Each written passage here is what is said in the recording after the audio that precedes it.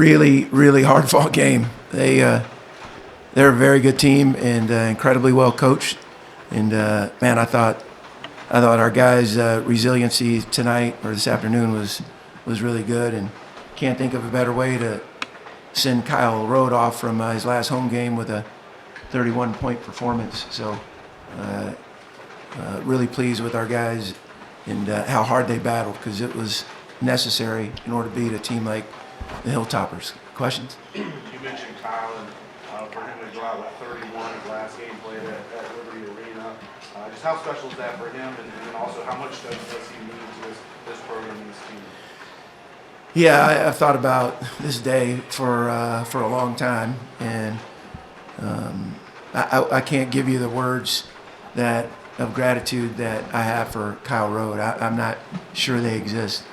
I think the young man has been exemplary in every facet of representation, and he's a special person. And I'm real. There won't ever be one that I get to coach like him. Well, maybe him. But when I'm coaching him, I'll be long retired.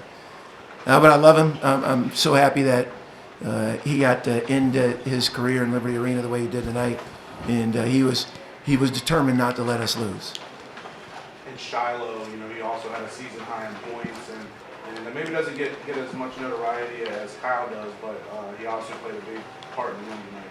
Yeah, if Shiloh had a divisive personality, or he showed his frustration, or exuded some kind of expression of unmet expectations, we wouldn't be here right now. We would have been a fractured, divided house, and not once. So I was happy that he played as well as he did tonight, and I left him in there because I thought his consistency and his defense was great.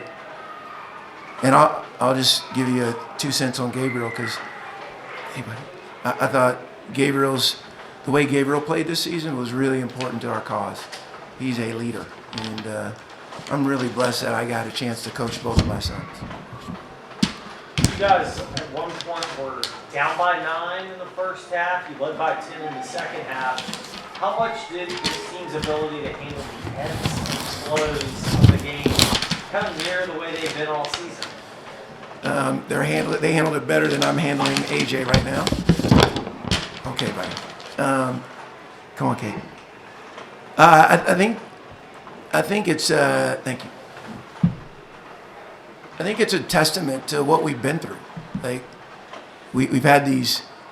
We keep telling them that it's a bumpy road to better, and we've had these potholes that we've been navigating, whether they're our own unmet expectations or those of others, and our own frustrations or regret about what we didn't do or how we made a mistake. But again, hey, I think it's a reflection of our guys' continual pursuit.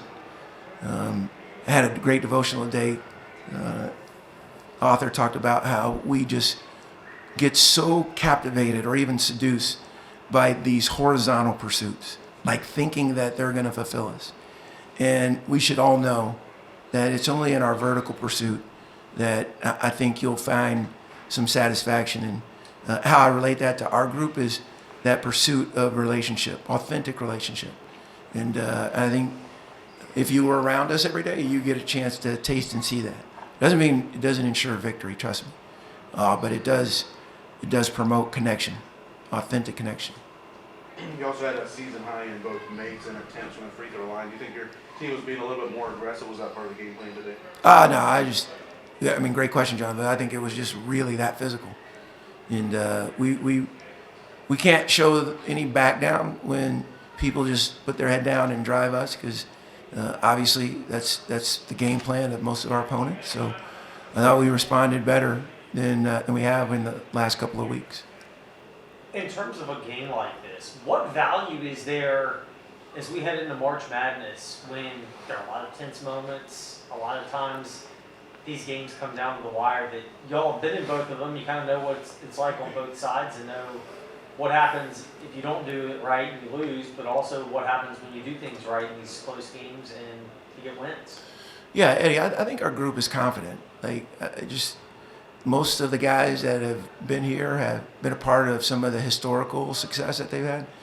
So even when we don't get the desired outcome, I don't think our group is so downtrodden that we won't come with the same urgency the next day to work. Obviously, when you win, you feel a little bit better about yourself. And I just think this new league has really challenged us. And I think we keep growing and keep honoring the process. So our guys are looking forward to Huntsville, but every single team, all 9 of us, are looking forward to that. And I know we'll have a lot of talk about what numbers by your name and what seed you are. Like in this league, matchups are important.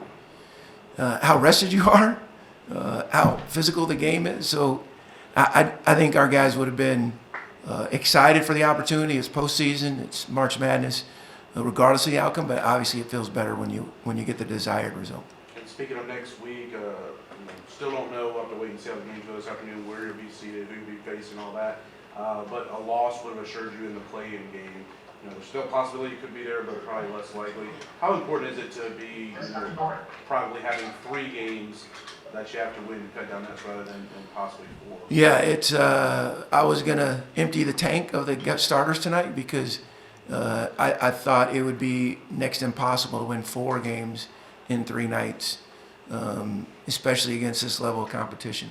So it still may happen, and if it is, God's the God of impossible. But I do think it puts us in a little better spot, and I think we can finish as high as 4th. I'm not 100% sure, but I think our group is. I think our group is of the belief that we're getting better, and we're in continual. We're fixated on that improvement. So I hope it carries over, and we'll see what happens next week in Huntsville.